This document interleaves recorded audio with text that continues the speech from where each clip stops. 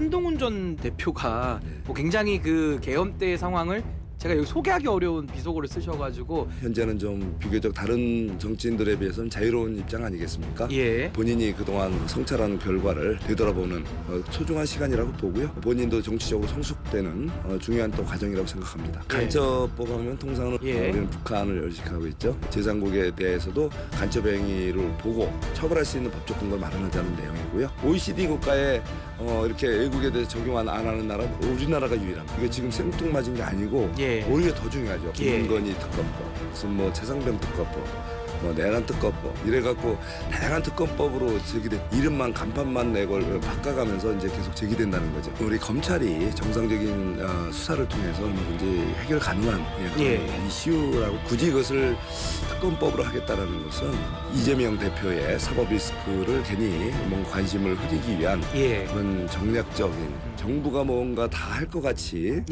그런 착각을 하면 큰일 난다고 생각합니다. 내가 예단적으로 해서 내가 이렇게 해서 당신 키워줄 테니까 뭐 이렇게 미리 뭐 이렇게 달라 상황을 제대로 파악을 못했다는 생각이 들고요. 본질적인 문제 부대끼면 또 후퇴할 거라고 전 예상이 됩니다.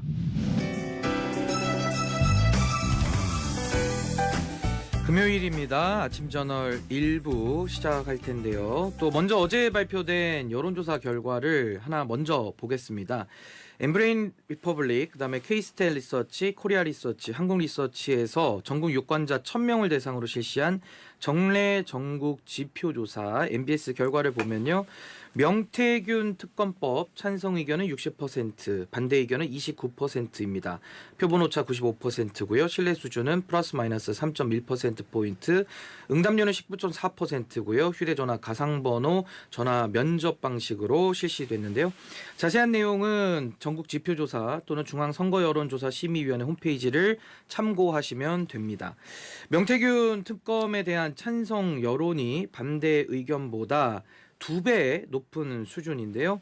오늘은 좀 이와 관련해서 국민의힘의 송석준 의원님 모시고 좀 이야기 좀 나눠보겠습니다. 의원님 안녕하세요. 예, 안녕하세요. 자, 이제 현안으로 바로 좀 들어갈 텐데요. 이제 처리 시한이 일주일 정도 이제 남았습니다. 명태균 특검법이고요.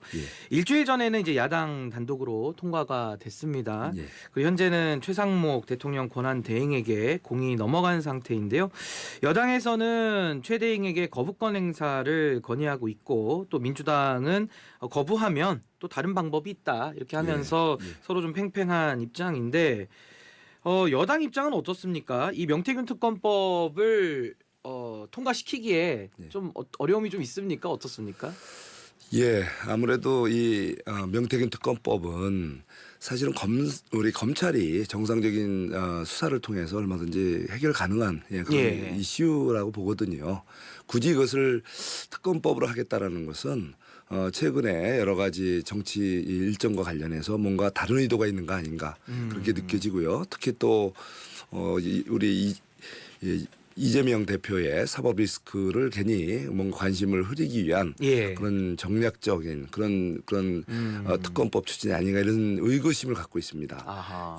왜냐하면은 분명히 그 검찰도 최근에는 적극적인 수사 의지를 갖고 있고 뭐 그 상황을 보면은 한 60일권의 또 압수수색도 이루어졌고 또 100명 내외의 그런 일종의 소환 조사도 이루어지고 있고 그런 적극적인 검찰의 수사에 의해서도 진상은 규명될 수 있다고 봅니다. 그런데 굳이 특검법을 통해서 한다는 것은 정치 과잉의 투영이 아닌가. 탄핵의 남발로 인해서 결국은 대통령이 저렇게 곤혹스러운 상황까지 가 있고 거기에다 특검이라는 또 칼까지 또 이렇게 입법부에서 휘둘러지게 된다면 결국은 우리 사회가 정쟁에 의해서 지금 시급한 민생 해결보다는 정쟁을 위한 정쟁이 거듭될까 봐 이거에 대해서 사실 상당한 경계의식을 갖고 있고요. 우리 당에서는 반대 입장이다. 반대 입장이죠. 근데 그 국민들이 갖고 있는 의구심은 이 검찰이 정치인들에 대한 수사를 뒤늦게 지금 시작을 한 게 있고요. 또 하나는 이게 지금 연루된 사람들이 윤석열 대통령 부부까지 지금 나오고 있기 때문에 통상 이렇게 권력자에 대한 수사는 대통령이 임명한 검찰에서 한다 그러면 좀 신뢰도가 떨어져서 특검을 해야 된다라는 그런 차원에서의 시각도 많은데 아까 제가 설명드린 그 여론조사에서도 국민 여론은 특검을 수용하자라는 의견이 2배 이상 높거든요. 거기에 대해서는 어떻게 어떻게 생각하십니까? 예, 저는 그래서 뭐 대통령 내외가 관련됐기 때문에 사실 그 동안에 그 관련 특검이 김건희 특검법, 무슨 뭐 최상병 특검법, 뭐 내란 특검법 이래갖고 다양한 특검법으로 제기됐단 말이죠. 예. 근데 이번도 같은 맥락이에요. 보면은 특검 대상 내용이 대상 내용이 다 결국은 우리 그 국민의힘의 무슨 공천 그동안에 있었던 대선 지방선거 우리 총선 과정에서의 그런 선거에 관한 뭐 이런 특검 내용이 비슷비슷한 것들이 이름만 간판만 내고 바꿔가면서 이제 계속 제기된다는 거죠. 이것은 결국 어쩌면은 이미 대통령의 이 탄핵까지 그래서 대통령님 영어의 몸이 된 이런 상황까지도 계속 이렇게 또 특검을 하자는 것은 계속 앞으로 펼쳐지는 정치 일정의 유리한 구도를 잡고 어떤 진실 사건의 진실 규명보다는 오히려 정쟁을 위해서 뭔가 유리한 그 정치 상황 속에서 뭔가 전국을 주도하자라는 야당의 의도가 투영된 이 결과가 특검 이런 논쟁이 아닌가 싶습니다. 예, 알겠습니다. 예. 영태균 씨 관련해서는 이제 국회에서 조금 더 저희가 과정을 좀 지켜보도록 하고요. 지금 당내 상황이 조금 이렇게 소위 말하는 장외에서 시위하신 분들과 좀 결합도 좀 많이 이루어지고 있고 하다 보니까 당내에서는 지금 한동훈 전 대표가 또 공개 행보를 시작을 했습니다. 그래서 사실상 뭐 대선 행보 아니냐 뭐 이런 평가도 좀 있더라고요. 그래서 한동훈 전 대표의 뭐 책도 냈고 또 어제는 젊은이들과 만남도 가졌고 뭐 굉장히 그 계엄 때의 상황을 제가 여기 소개하기 어려운 비속어를 쓰셔가지고 여러 가지 그런 이야기들을 하고 있는데 한동훈 전 대표의 이런 흐름은 좀 어떻게 평가하십니까? 예, 뭐 여기에 대해서는 이제 보는 관점에 따라서 다양한 시각이 있을 텐데요. 저는 뭐 객관적으로 본다면은 뭐 이분은 뭐 전직 대표로서 현재는 좀 비교적 다른 정치인들에 비해서는 자유로운 입장 아니겠습니까? 그리고 또 대표에서 물러나는 과정에서 여러 가지 또 많은 의혹과 또 여러 가지 본인 입장에서도 답답한 측면을 갖고 이제 떠나셨을 텐데 그동안에 아마 어찌됐든 많은 또 지지했던 분들의 그 실망감을 준 것도 사실이고요. 그래서 아마 충분한 성찰의 시간을 가졌던 것으로 알고 있고 또 그러한 결과를 책으로 담아서 또 이렇게 국민들과 소통하고 또 이렇게 강연이라든가 이런 걸 통해서 아마 본인이 그동안 성찰하는 결과를 다시 한번 이렇게 소통하면서 되돌아보는 소중한 시간이라고 보고요. 또 앞으로 또 이런 과정이 본인도 정치적으로 성숙되는 중요한 또 과정이라고 생각합니다. 그럼 좀 주제를 좀 바꿔보겠습니다. 간첩법 개정안이 지금 떠오르고 있는데요. 지난달 전체회의에서 상정이 요구가 됐습니다. 우선 이 간첩법 개정안 좀 생소하실 수도 있어가지고 어떤 내용이고 쟁점이 뭔지 좀 설명을 좀 부탁드립니다. 이 간첩법 하면 통상은 우리가 적성국가, 우리는 북한을 의식하고 있죠. 이런 거에 의한 정보 수집, 뭐 누설 그런 거에 어떤 그 문제가 결국 간첩죄로 이제 우리가 처벌을 대상이 되고 있는데 그동안 사실 우리가 이 간첩 행위라는 것은 반드시 그 적성국가에만 의해서만이 아니라 예를 들면 주변 국가에 의해서도 특히 최근에는 이제 산업기술 이런 것들이 국가적으로 굉장히 국익에 중요한 것들이기 때문에 산업기술 정보 또는 또 국가 이런 다양한 안보 비밀도 제3국에 의해서 그게 간첩 행위에 의해서 국가에 해를 줄 수도 있기 때문에 그런 거에 대한 근거가 없었다. 그래서 애국에 대해서도 적성 국가 아닌 제3국에 대해서도 간첩 행위를 보고 처벌할 수 있는 법적 근거를 마련하자는 내용이고요. 그것이 굉장히 뜨거운 반응을 일으키고 있죠, 요즘. 그 간첩법에 대해서는 이제 야당은 좀 우선순위에서는 평가가 지금 다른 것 같은데요.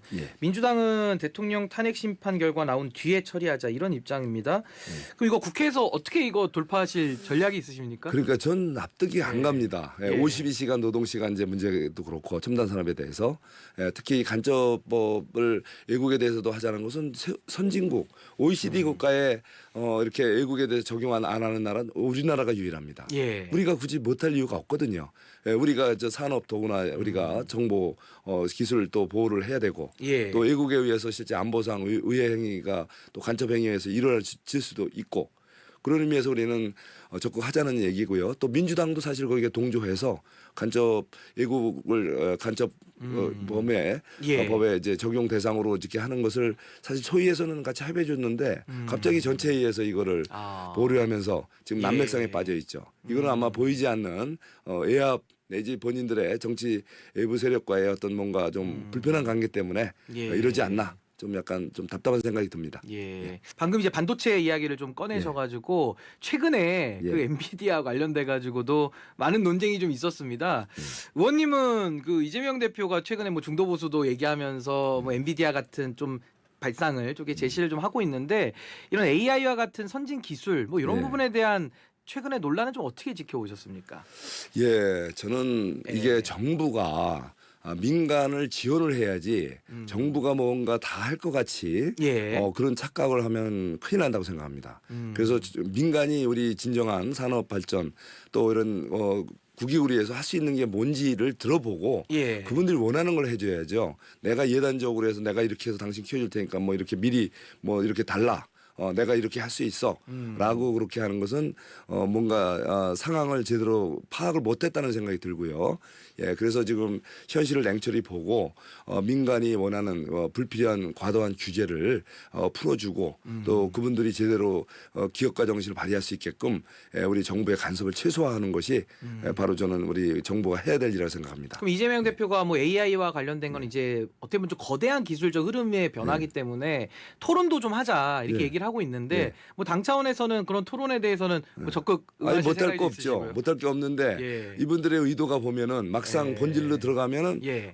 자꾸 또 엉뚱한 데로 옮겨가는 거예요. 말만 꺼냈지 실질적으로 본질로 들어가면은 예. 예를 들면 52시간 노동 그것도 예. 한다고 했다가 막상 노동계 반발에 부딪히니까 결국 없는 일로 되지 않습니까? 예. AI에 대해서도 우리가 충분히 해야죠. 가야죠. 그렇지만 막상 본질적인 문제 부딪히면 또 후퇴할 거라고 전 예상이 됩니다. 그러니까 이제 뭐 후퇴하거나 뭐 말을 바꾸거나 하는 건 이제 그렇죠. 그건 민주당에 대한 예. 평가이신 거고 그렇죠. 토론은 자리가 열리고 그럼요. 하게 되면 얼마든지 응할 할 수 있죠. 그럼요. 수 있다. 예, 그 못할 입장. 이유가 없죠. 예, 이제 청취자분들께서 그걸 좀 궁금해하시죠. 오히려 우리가 주도적으로 할 생각도 있고요. 그럼요. 그렇습니까? 지금 AI 이슈는 예. 세계적인 현안인데 이거 정말 시급하고 우리 중요한 당이 또 문제입니다. 중시하는 그 이슈입니다. 아하. 여기까지 하겠습니다. 지금까지 국민의힘의 송석준 의원이었습니다. 감사합니다.